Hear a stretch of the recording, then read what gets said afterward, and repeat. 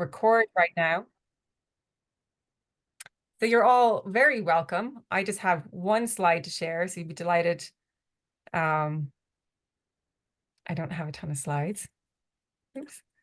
Okay, so I'm really excited that we have our three experts here to join us and give us some more detailed information about what they do and share the different aspects on water that they work with. So we have Dr. Gabriel Gaffney from the EPA, we have Ruth Gaj-McKeever from LAWPRO, and we have Dr. Elaine McGoff from Taisce. So what we're going to do today is we're going to kick off with, in just a moment, with Dr. Gabriel Gaffney. Then we will have a student quiz. So here's how this is going to work. And I hope this doesn't cause chaos in the classroom. But basically, we're going to ask a question. And the first person in an orderly manner to make their way up to the computer or the laptop and unmute and answer the question correctly will receive a prize. But here's the catch. We have to know who you are and your school. Otherwise, you won't actually get the prize. So when you make your way up to the classroom in an orderly fashion, if you could say your name and the school you're from, that would be really, really helpful. And you can answer first if you want and then say it. Whatever comes first is fine. But we need to know what school you're from. So we'll have two student quizzes and in the middle of our speakers. And then at the end, it'll be really your chance to ask your questions to our experts. So we'll have a Q&A panel, it's called, but basically just your chance to ask whatever questions you may have. And as you've realized, this whole session is recorded when we have our speakers, but at the end for the Q&A section, we won't be recording that. So you're free to turn on your cameras and engage as much as you like. What else do I need to say? I think we'll kick off since we're already about 4 minutes in. So we'll kick off with our first presentation. So I'm going to stop sharing.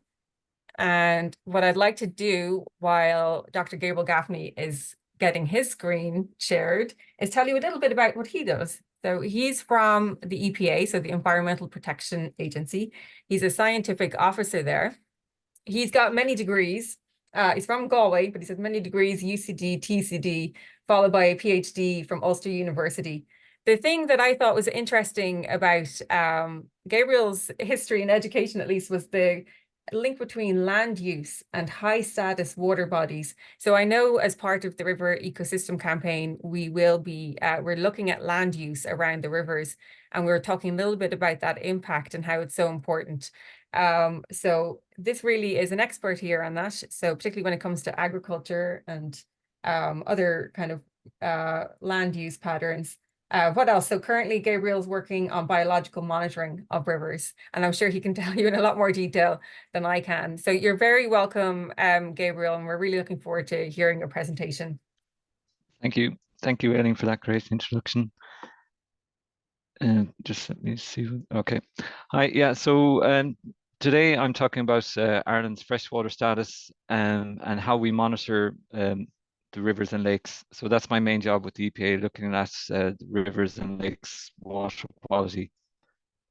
So just an overview of my presentation. I'm just going to talk a bit about water quality monitoring and why we do it, and then the main kind of legislation behind it, which is the Water Framework Directive, and then how we do it. So we're looking at the chemical analysis and also the biological analysis. And as this whole project is dealing with the rivers, I'm going to focus on rivers and the invertebrates that occur in rivers. So why do we monitor water quality? Well, really, we want to look at the health of our rivers and lakes, and we want to make sure that they're healthy and they're clean and they're not smelly or stinky. So we want to know what pressures are occurring in our water bodies and how we're able to counteract these pressures. So this is a really nice high status river site. It's just outside Castlebar.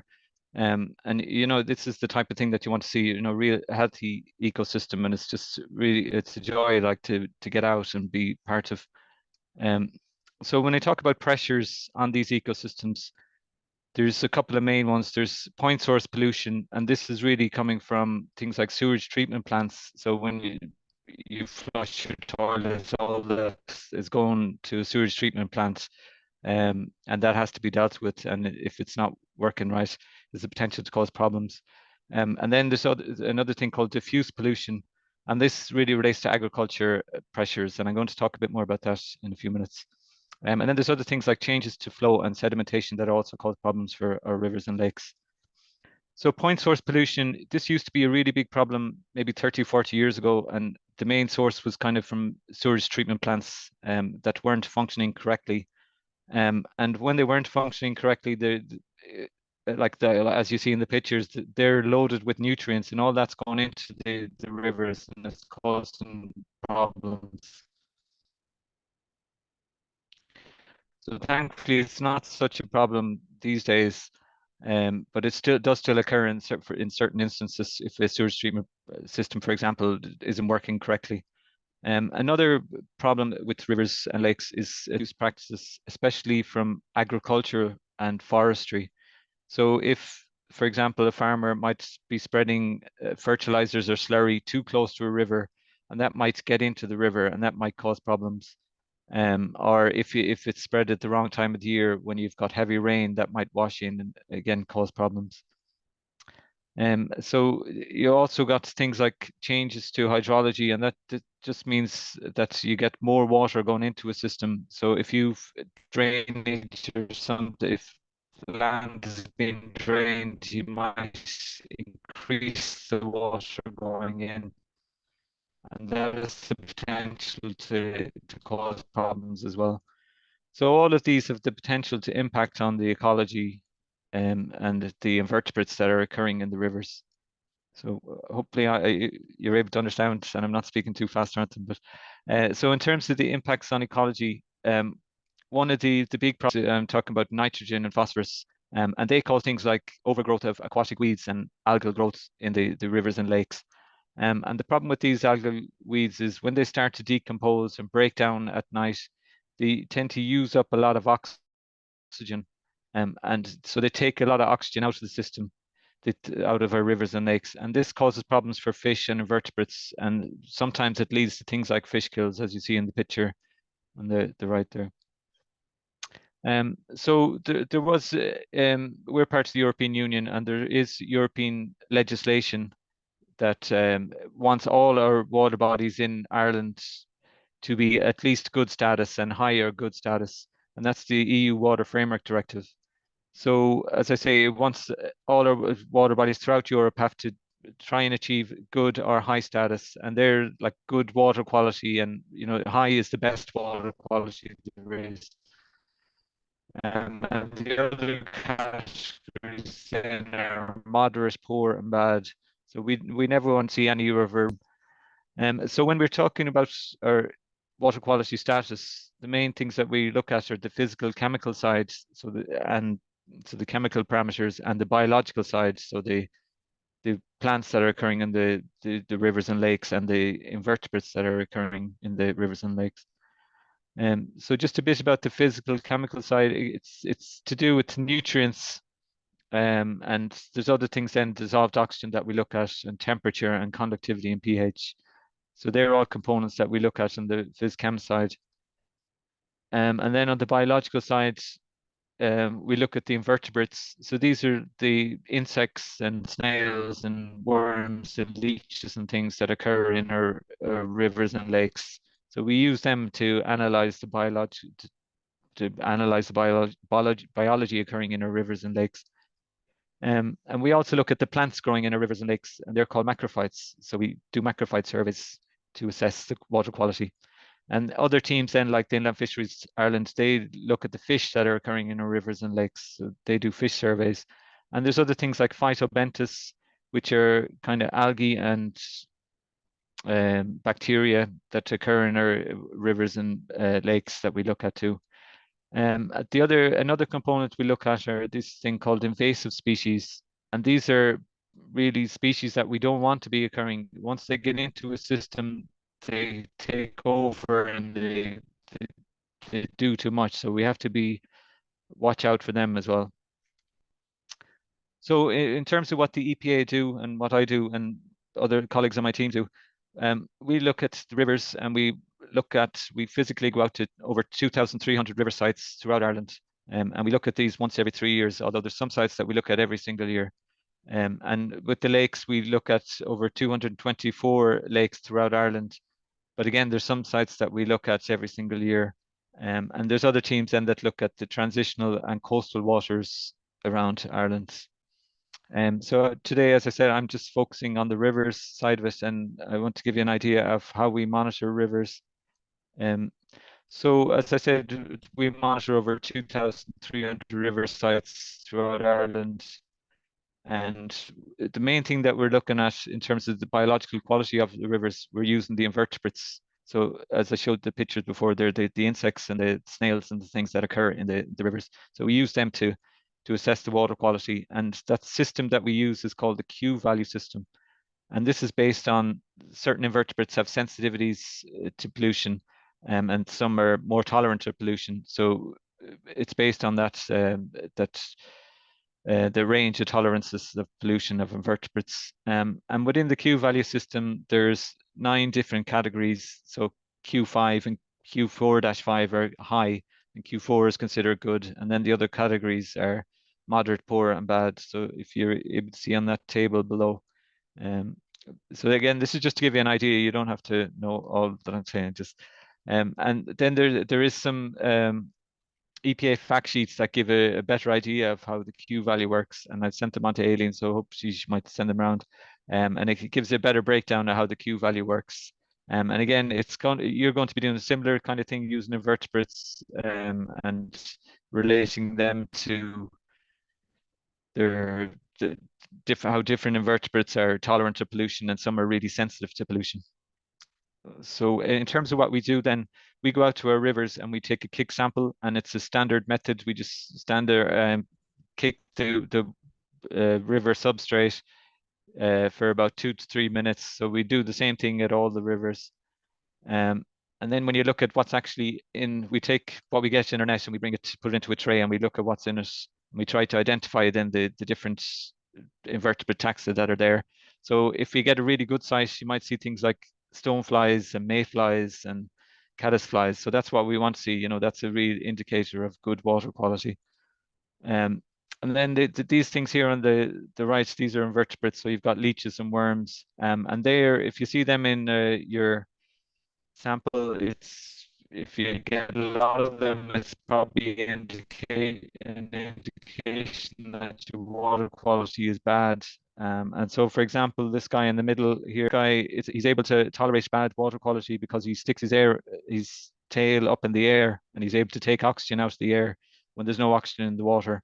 And this guy here is a chironomid, and he's got something in his system that he's able to, it's a hemoglobin-like component that he's able to take oxygen again out of the system. So that's how they're able to tolerate it, the pollution. But really, in good quality, we want lots of things like this, like mayflies, stoneflies, and caddisflies. That's a real indicator of good water quality. So just why we use invertebrates, because one, they're easy to sample, and then as I was saying, some of them are sensitive to pollution and some are tolerant to pollution. So we're able to come up with a scoring system such as the Q value. And I think you're going to use your own scoring system using invertebrates. And as well, there's lots of keys available that help you identify these invertebrates. So again, here's some really nice invertebrates. This guy here is a stonefly, and you see he's got 2 tails. And if you see them in a system, it's a really good indicator of water quality. And same with these guys. I don't know if you're able to see them, but they're mayflies, and they're again indicators of good water quality. But there is some disadvantages to using invertebrates, so just be aware of that they don't give exact timings of when a pollution did occur. And they don't exactly identify the type of pollutant, but it's just something to be aware of. They have advantages and disadvantages. So I like with my job, I've been lucky enough to see loads of, amazing rivers and lakes throughout Ireland. We have some of the best rivers and lakes throughout the country, throughout the world, actually. But in terms of, I'm just focusing on rivers here. In terms of what's polluted and unpolluted, currently, 56% of our rivers are listed as unpolluted, and then the remainder are either polluted or slightly polluted. So, there's a lot there to improve. And and there's a lot in this table, but if you just focus on the red boxes, if you see back in 1990, and these ones here are the number of high status river sites that we used to have. We used to have loads in Ireland. Ireland used to be like the best in Europe for them. We used to have 619 back in 1990, but they've been slowly deteriorating, well, over the years. And now we've only 393 high status river sites. And we still have a lot of sites that are, you know, poor and moderately bad considered in terms of their water quality status. So there's a lot of work that we need to do. And then in terms of the Water Framework Directive, this slide might be a bit complicated, but it takes account of the biology and the water quality, which here is the chemistry, so the nutrients. So when it comes up with its ecological status, and that's how you get your ecological status. So in terms of Ireland's rivers and the EU Water Framework Directive, only 8% of our rivers are considered high ecological status, and 42% are at good. So that's about 50% are either high or good, and the rest are bad. So really, we've a lot to improve. We need to get that 50% up, you know, really improve our water quality, because we should have some of the best rivers and lakes throughout the world. But as I was saying, there's pressures there from agriculture and forestry that have led to their deterioration. So, but we need to improve that. So the work that we do, it feeds into other departments, and you're going to hear from my colleague in LAWPRO in a few minutes. And so some of our work kind of feeds into their work, and it helps. Our work also feeds into other organizations, well, Department of Agriculture and government agencies, and as well as people like on Taisce who are organizing this today. So just to finally, there's some additional considerations when we're doing our work with the EPA. We need to take account of our own health and safety and that of our colleagues. So we're going out to rivers and lakes, so we have to be careful that we don't drown. You know, we're wearing life jackets, and we've got lots of health and safety policies in place to help us. And the other side then is the biosecurity. So as I was saying, with invasive species, there are things that you don't really want in your system. So we have to make sure that we're not spreading these invasive species around. And we have a check, clean and dry policy, you know, so that we're not spreading things like zebra mussel at all the sites that we visit. So that's more or less it from me. There's some useful websites there if you want to get any more information. And I've sent on Aileen on some fact sheets, and they're full of, you know, very good information as well. So that's it for me. Thanks. Thanks very much, Gabriel. That was really fascinating and really interesting to hear the amount of rivers that you do monitor, given, you know, the quantity of rivers that we do have in Ireland. I know that's something that we've spoken about with the students and teachers already, that the importance of looking at their local rivers, because not all rivers, unfortunately, can be monitored. But no, it's really interesting to hear what the EPA are doing and how you're monitoring rivers at the moment. It's not a perfect picture. A little worrying about some of the decline of those, you know, what we would call like the high status rivers, which are those like really pristine rivers that we really want to protect. So it is a bit worrying to see them in decline, but I think with the students and teachers so active and engaged in this area, there's a lot that they can do. So yeah, absolutely. Yeah. With that in mind, we're going to go to our first student quiz. So you remember what I said before, that we're going to have a question, and it's on safety. Oops. So here's the question. So as part of this study, so I know you know exactly what's happening in this study, right? So the first part is a visual observation of the river, and then the second part is getting a water sample and doing some checks on the temperature, the pH, and also you'd be looking at nutrient pollution, which is what Gabriel had just mentioned. But how do you safely collect a water sample? So that's the question. Do you just enter the river, collect a sample? Easy as that, no big fuss. Would you use a bucket with a rope connected to safely collect your sample? Or how about you just lean out as far as you can and have a friend maybe hold your hand just for safety and collect your sample that way? So if you know the answer to that, is it 1, enter the river, collect your sample, stop fussing; 2, use a bucket and rope; or 3, lean out as far as you can and have someone hold your hand? Please answer. So you're going to have to unmute and say, remember. Ellen Curran Manor House, number 2. Oh, Okay, so I heard Manor House first of all. Okay, does everyone agree with me? We're going to have to get like a collective consensus on this. I think it was from Manor House, and I think you had said that maybe the best way to do it would be use the bucket and rope. Am I correct? Can you verify your answer? It's Miss Lafferty here, and yes, that was the correct answer that she gave. Thank you.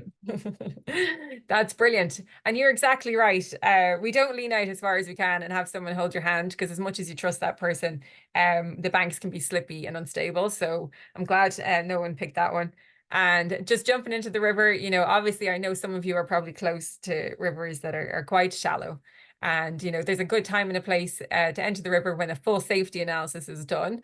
But just given this question in the format that we're talking about here, that's exactly right. So well done to Miss Lafferty's class from Manor House for the correct answer of that you use the bucket and rope to safely take your water sample. So that was fantastic. And just another comment on what Gabriel was saying, just on the invertebrate analysis, that's an optional third part of this study. So just if you would like more support on that, of course, we're happy to give it, but it is an optional part because you don't all have the equipment to do that.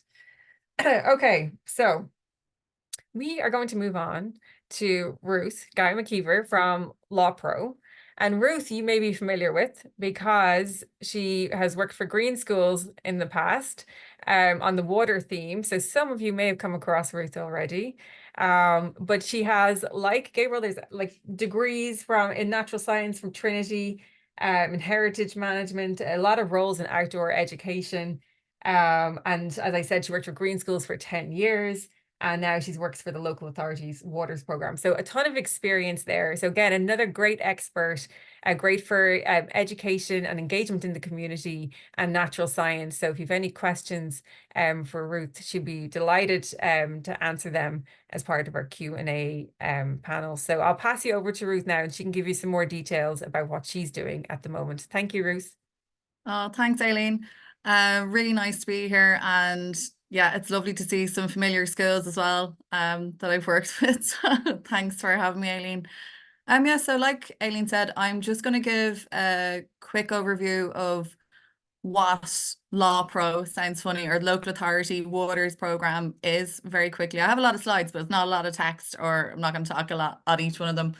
And then just talk about community actions, how we work with community, what they have done, and how you could potentially do similar actions or link in with your community group. So hopefully you guys can get some ideas from this. But I know Aileen has gone through a lot of this with you already. If there's why is it not moving? No, you see that okay? Yeah. Yep, good deal. Thanks, Aileen. Yeah, so LAWPRO, it's a local authority waters program. So basically there's staff all over the country that work within the various councils on water quality, but we're answerable to the organisation called LAWPRO. So even if I work in Kildare County Council, which is where I'm based, I have to answer to LAWPRO, not Kildare County Council, but we work in all of those councils. Basically, our main goal is to identify areas that are affected by water quality issues and look at coming up with solutions. And that can be working with various organisations like the EPA, like Teagasc farming organisations, the council. And then my role as a community water officer is to work with communities, and that includes schools as well. Okay. And I'm not going to go into this, which is great that Gabriel went first and he talked about the Water Framework Directive, so I don't have to do any of that. So our work is also guided by the Water Framework Directive, which is the main EU law to protect water quality. So that would guide all of our work. And that's our website there if you want to check out more about us. I think I'm going to share this presentation with Aileen afterwards, so you'll have all the links and any of the information that I put in it, okay? Yeah, so the Water Framework Directive is a very big document, and how we break it down is we have a river basin management plan, which actually it's just like a big plan of action really to help the over 4,800 water bodies in Ireland. So there's a lot of water bodies to protect, and this kind of outlines how you would protect it. And we would follow this as our guiding document. Now, It runs every 6 years. We're still waiting on our one for this for 2022 to 2027, but it should be out soon, which will help us, but it's in draft at the moment. And like Gabriel said, and I just want to, I suppose, point it out again, that one of the main things of the Water Framework Directive is that we meet at least good water quality status in our water bodies by 2027. So that's an important part of us. We're always looking to either protect or restore water quality. And it's not just about water quality as well. Like, there's additional benefits to biodiversity, climate change, communities, and we think about that a lot in our work as well. Okay. So not going into huge detail in this, but just so you know kind of what different teams are in LAWPRO and what we do. I'm part of the Water and Communities team. So that's the community water officers. So we would be the ones that would directly work with community groups if they have any actions they want to carry out to protect water quality or restore it. We would work with them, offer them support, link them in with money is a big thing. How are you going to pay for all these lovely actions you want to do, even in schools? So we would help them with that. And that's a picture of one of our community water officers out doing some kick testing. I know Gabriel went through that. We have a catchment science team. So that's the scientists that are out testing water quality, looking for those issues. And they do it in areas called priority areas of action. So these are areas that we really want to focus our attention on. So they go to these areas and they test the water quality and see what actions need to be carried out. And a big consideration with this is if the water quality is really bad. So that's their usually priority areas of action. Or if it's protected, it might be protected for a certain type of species. So that's why it would be, or a habitat, and that's why it's a priority area of action. Okay. Oh, and if you want a list of all these areas, I have an image of a map. I love maps. I'm not going to go on about them a lot, but I have, I'll show you where you can access this information online. But there's a list of loads of priority areas of action. You could probably be in one. They're all over the country. You could be in one right now and you can find out if you're in one and why you're in one, what's so important about it. Okay. Some catchment scientists doing some water quality testing like what you guys are doing, but you're not going to be jumping in or holding hands with anybody. You're going to be throwing a bucket in. And then we have a new team, so it's called the Water EIP team, and they're going to be working with farmers and farming organizations to help support them in coming up with actions to protect water quality. Okay, so that's a new team that's come on board, and that was some farmers up in Donegal, I think it was, that they saw that there was kind of pollution coming out of their dairy farms and going straight into the river, so they decided that they put this little wetland in there and loads of trees. And they were diverting that kind of dairy pollution into that. And then it was going to be cleaned and then it would go out into the river. So they were looking to protect it. We work with loads of different organizations. I'm not going to go through all them. That's just so you can see. But the big one for me is communities, because that's who I work directly with. This is more for the teachers there. If you guys do have actions that you want to carry out that you might see in this presentation, or even coming through working on Globe, we can help with funding on that. The big thing is that you need to go through a community group. Okay, so if you have links with tidy towns or a residents association or anything like that, JA, anybody through, you can apply for any of our funds through them. Okay, and we can help fund actions for you guys. I can go through any of this with a teacher at another date if they're interested in this. I'm not going to go through it now if the students wouldn't be too interested. This is a fantastic website you guys should get onto. So this is the water EPA maps, okay? It's really good. So you can zoom in your area, and I think it's really important. See up there it says taking action. So you would go in there and you can actually see areas of action. So they're the priority areas of action. When you click on that, that's what it looks like. So they're all over the place, right? So you can see why your area is important. I zoomed in on Saggart, that's where I live, just to see what was there. I'm not in a priority area of action. These are all the purples are the priority areas of action, but I am in an area of a water body at risk for the CMAC. Okay, so that would be important to me. So any actions maybe that I'm going to do around water might be connected to the CMAC, okay, in that instance. So it's a great map. You can find out loads of information about your rivers. There are a lot of different projects. I'm only going to be mentioning one or two, really, like a few briefly. But if you want to see more projects that we've carried out and maybe link in with the community group in your area, you can get onto our website, and that's the link there. And you can click on the project. It'll tell you about it. You can then maybe look up, or you can contact us. We can see if they'd like to link in with you, if there's a community group you'd like to link in with. And they can help you with your actions as well. That's a nice webinar you could look at to do more actions as well. Okay, so now I'm getting into the second half. Don't worry, I'm not going to talk too much on this. So yeah, what did communities do to help their water quality? So I think an important thing as well, and I mentioned it already, that water quality isn't a standalone thing. There's so many benefits, like to biodiversity, so all the creatures that live in and around the water, us as well, we live in and around the water, we're part of the biodiversity, for our health and well-being, for recreation, for like fishing, for walking, swimming, connecting with your rivers. You might just even like sitting at a river and just watching it can be really, really lovely. It's important for nature, tourism, and for a safe future for us all. So there's loads of benefits of water, okay? Now, Gabriel went through some of the pressures, so I'm not going through this. I just wanted to point out that it's important to kind of know what maybe issues are going on in your school or in your community to do with water quality. Maybe you have flooding on a road that you could look at. How could you help that? Or there could be, I know in my kids' school, there's flooding in the yard, and we're getting them, and through my Taisce work, we're getting them a mini forest through Stepping Stones Forest, and that's going to help absorb a lot of that flooding that's happening there. So you have to kind of know the issue before you can kind of look to help with the solution. So I know Gabriel went through there, and I know Eileen goes through some of it, so I'm not going to go through it with you now, but just to mention that point.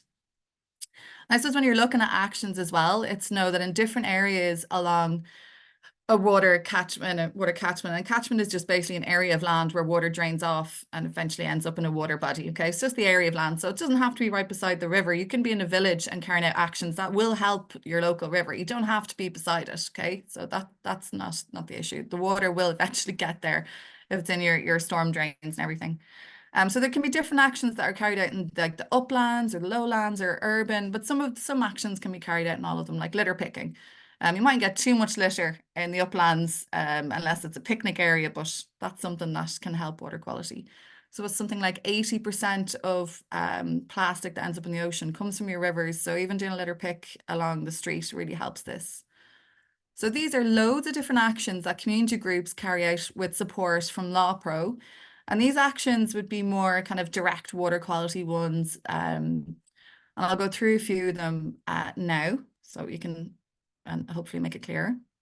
So this was two tidy towns groups in different places. This was in Offaly and in I might want to make sure I'm keeping an eye on the time here as well. I don't want to go on too much. Eileen, you feel free to just stop me. I have a timer set again.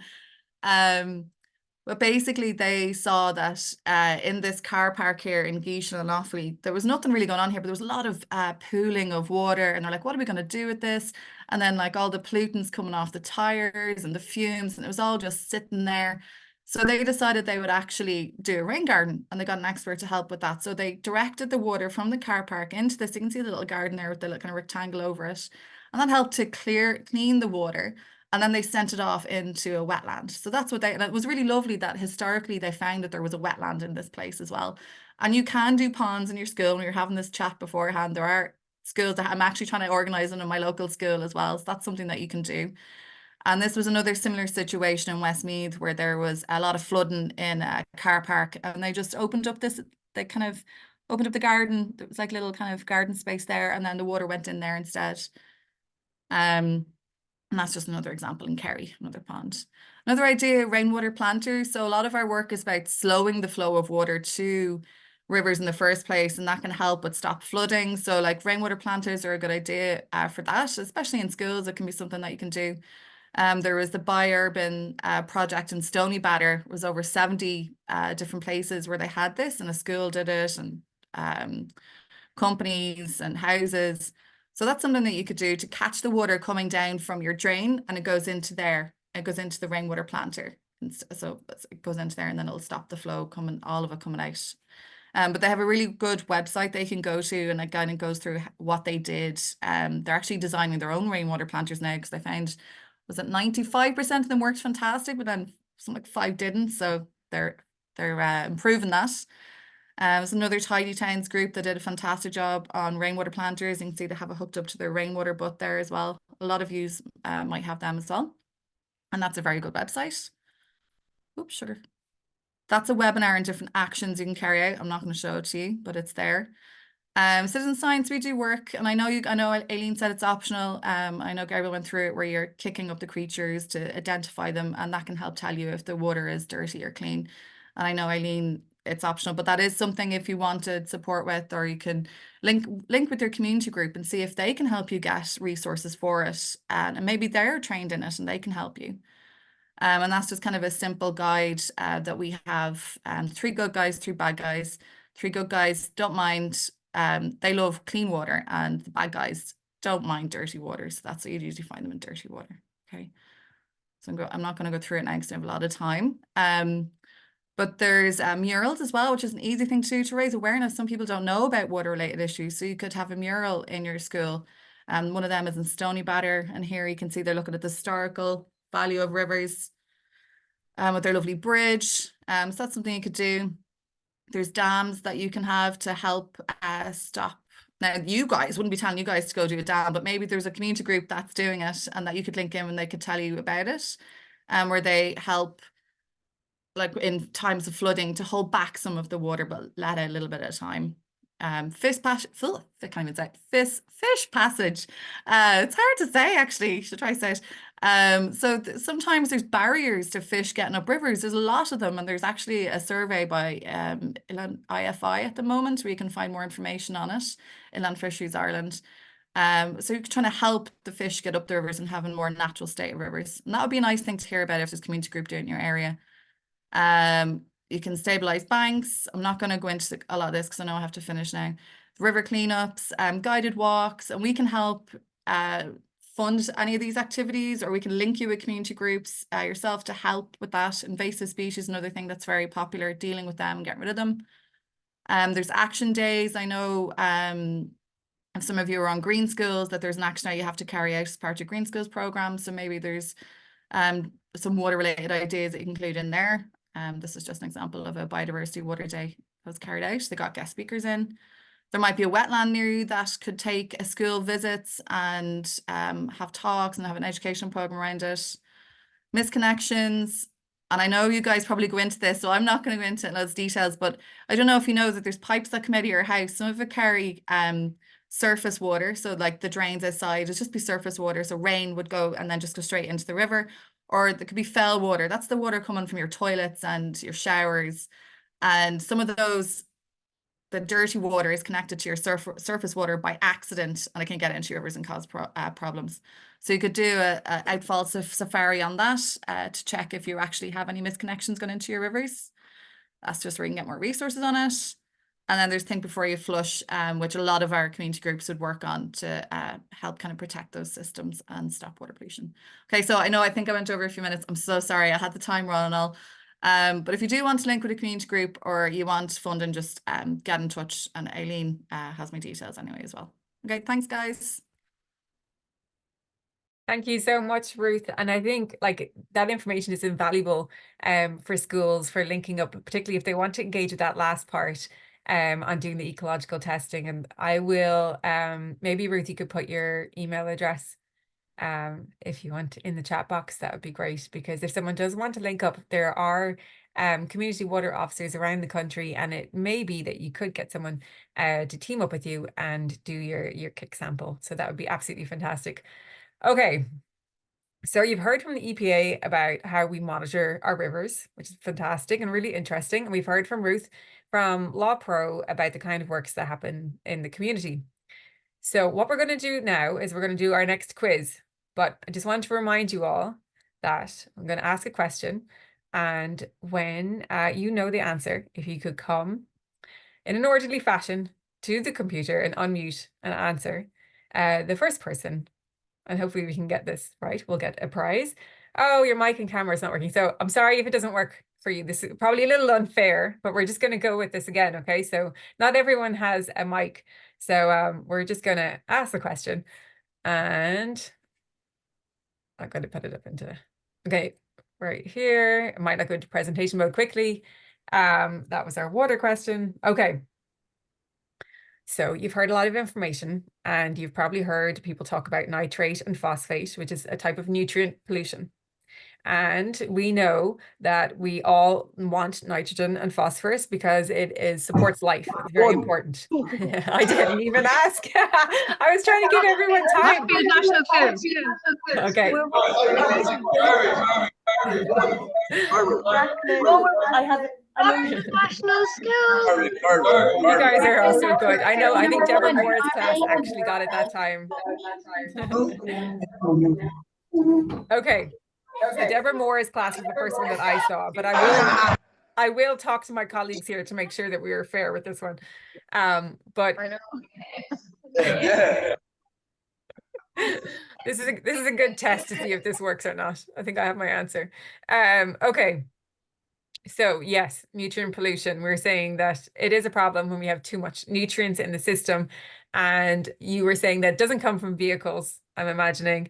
And depending on what you're manufacturing, it probably doesn't come from there, depending on what you're manufacturing. But it most likely, you know, a common source would be farming. That's just an example. There are other sources, but that was just an example.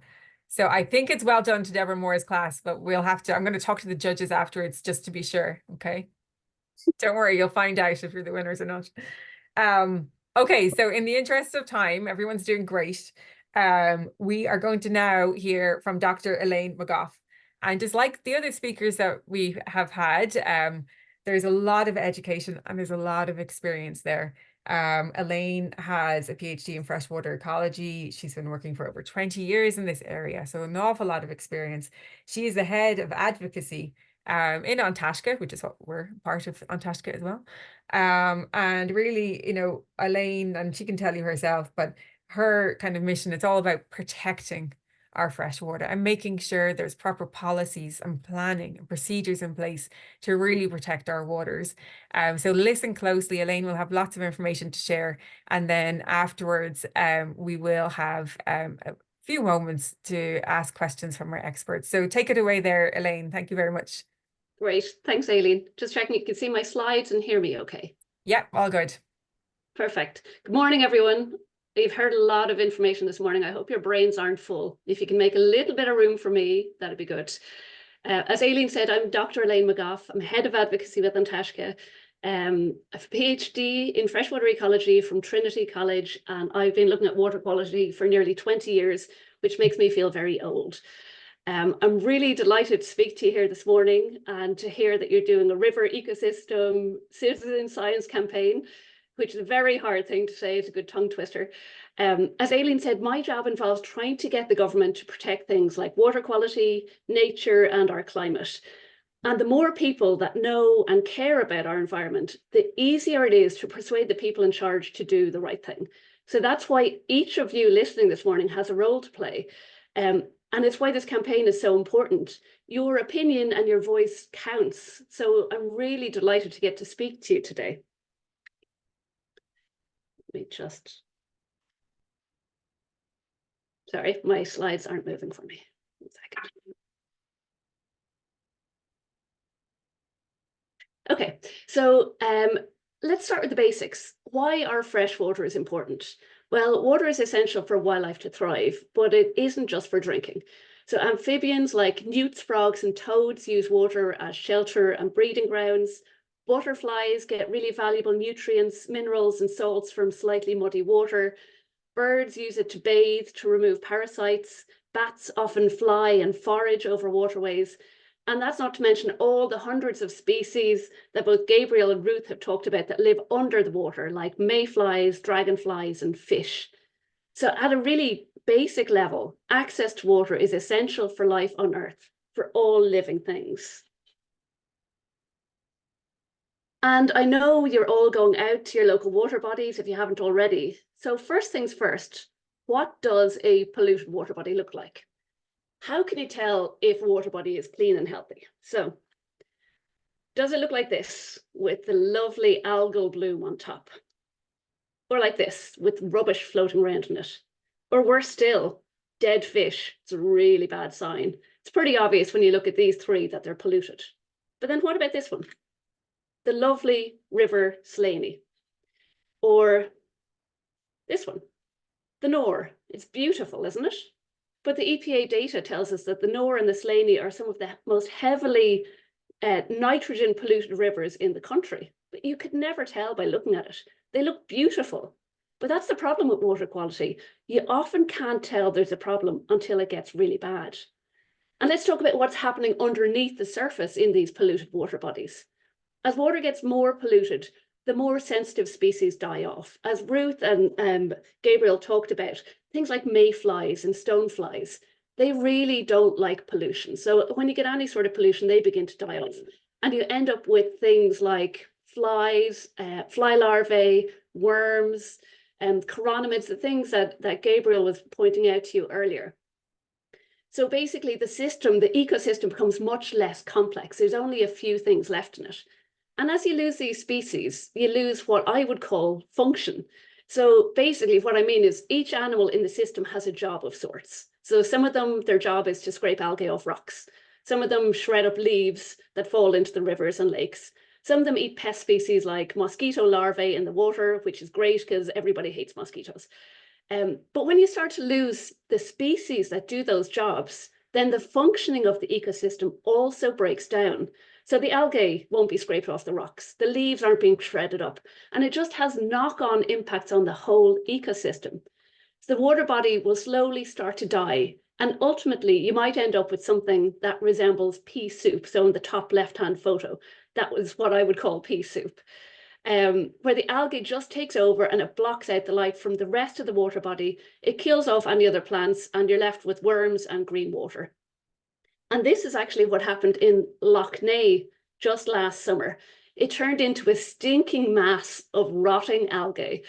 Lough Neagh is the biggest lake on the island of Ireland, and it's dying right in front of our eyes.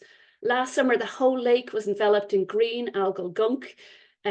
These algae produce toxins which can make humans really sick and kill dogs. So the whole lake was off limits to like people who wanted to swim or to boat. Businesses closed down, the fishery collapsed. The smell was so bad that the locals were complaining of headaches, and tourism obviously collapsed because who wants to go on holidays and be beside that? This is the face of really extreme nutrient pollution. And this is where we end up if we don't address the problems that we're seeing in the Republic. But unless you've gotten to a really pretty serious level of pollution, it's hard to identify polluted waters without looking at what's living in it and doing some water chemistry analysis, which I know some of you are doing, and that's just great. So here is a map of Gabriel, the data that Gabriel is gathering and team. This is what it looks like in a map. So what it's telling us is there's a lot of polluted water in Ireland. As Gabriel outlined, maybe half of our rivers and lakes are polluted, and that's often because of nutrient pollution, so from nitrogen and phosphorus, and the trends are going in the wrong direction. So agriculture is the biggest pressure affecting more than half of our water bodies, from the likes of slurry spreading and fertilizer spreading, but it's not the only impact. As Gabriel said, there's also forestry impacts, wastewater treatment, or what I'd call hydrological impacts, where you go in and you straighten a river or put it under a roadway. That will have impacts as well on the ecology. It's worth noting that in 2022, we still had raw sewage flowing into the environment from every day from 32 towns and villages. So we have plenty of pressures. Nitrogen pollution from farming is particularly worrying in the south and southeast. So if you look at this map, all the orange and red dots, they would tell me that there's elevated nitrogen here. And there's a really clear spatial pattern. This is some of the best agricultural land in Ireland. There's been a big boom in the dairy industry. We've had 50% more cows in the last 50 years, but it's had impacts on our water. It leads to a lot more nitrogen running into our waterways. And this is impacting on some of our most well-known rivers. The Three Sisters, the Barrow, the Nore, the Shore, the Slaney, the Blackwater, the Bandon, the Lee and Cork. I'm sure some of these must be on your doorstep. And other recent reports have highlighted that half of our swimming spots were closed at some point during the summer season last year. So I know I brought my family down to Dunmore East and we weren't allowed to swim because there was contamination in the water. It was very disappointing. My kids did get ice cream though, so that kept them happy. And 1 in every 30 private drinking water wells are contaminated. So like in a nutshell, we are drinking from, swimming in and living beside polluted water. and the pace of change is breathtaking. It's just getting worse year on year. So now that I've told you the bad news about waterways, I want to give you some ideas about how you can help. Now, I didn't know Ruth was going to show a very similar map. Here is my neighbourhood. I live in Taisce, and this is the data that Gabriel gathers gets turned into a map, and it can tell you, if you look at it, it can tell you what your local water bodies are doing. So getting to know your local waterways and whether they're clean or not, what species live in them, it's a really critical first step in protecting water quality. So if you look at this map here, where you have the orange rivers, not great, that's poor water status, where you have yellow, not fantastic either, it's moderate, it's a little bit polluted. Where you've green and blue, you're onto a winner. Things are looking good for water quality. So it's really fascinating. This is publicly available. Aileen will send around the link, or Ruth may have it in her presentation. So just have a bit of a look around in your neighborhood and see, the rivers closest to me, are they polluted? Are they not? It's really, really fascinating tool. And I'd say then, talk to your friends, your family, your neighbours about water quality and what you learn in this campaign. Tell them why waters are important, what lives in and around them, just how wonderful they are, because most people don't know what we've lost. And as I pointed out earlier, it's really hard to spot polluted water.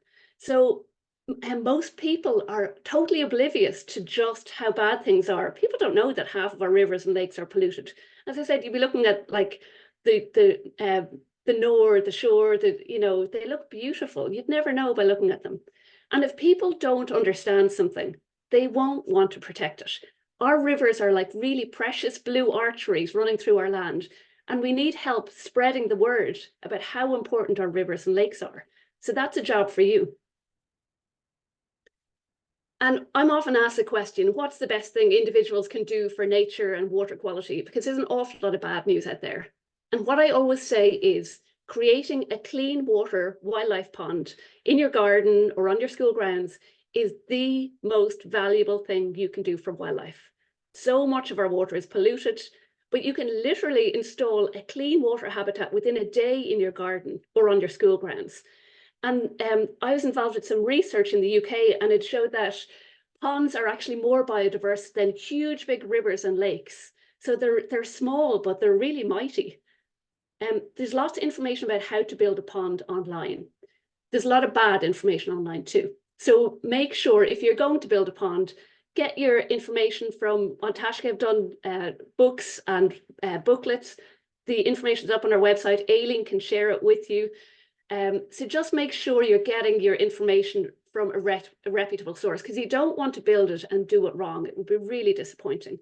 So some of the key things to think about is it should be really shallow, like saucer shaped, very shallow margins. You don't want it to be really deep, and you don't really want fish in there if you want it to be good for wildlife. No matter what you do not fill it with tap water. Tap water is chock-a-block full of phosphorus. It will turn your pond into pea soup if you fill it with tap water. Allow it to fill with rainwater. And similarly, don't connect it to a river or a drain, because as I've explained earlier, there's a fairly good chance they're polluted and you just be putting polluted water into your pond. Make sure you get nice, clean water in there. And if you're really limited for space, you can even have a tiny pond, like made in a basin, just on your balcony. Anything helps. Any injection of clean water into our environment will just be a really good thing for nature. I have a pond. This is the picture here is my kids looking at the pond that I dug a couple of years back in my garden. I don't have a very big garden, so it's only wee. But it's an absolute haven for bird life. Like I spend a lot of time when I'm distracted from work looking out my window at all the birds, like washing in the pond and hopping around the pond. And it's a really nice feeling knowing you've genuinely done a good thing for nature. And I'd say, get out in nature, connect with our waterways, experience them for yourselves. And I'll finish with this. Our waterways are really amazing, beautiful places. We're so incredibly lucky to have so many, but they are in trouble and they need people to care about them and to speak up for them and to value them. And I really hope that those of you listening today and taking part in this river campaign will become water champions in your communities. Thanks, everyone. Thank you so much, Elaine. That was fabulous. I really love that sentiment at the end about just getting out in nature and enjoying it, because I think through that, that's where we really find the love of our surroundings. So absolutely brilliant presentation. I'm conscious that we're kind of short of time. So I just want to kind of hurry quickly to this next stage where the students have an opportunity to ask a question. So if you do have a question right now, could you come to the computer and raise your hand? Your teacher will show you how to do that, the reaction of raising your hand, because our three panelists are here for you right now. Let me just spotlight everyone. And they are ready to answer your questions. And I know we're sort of a little bit tight on time.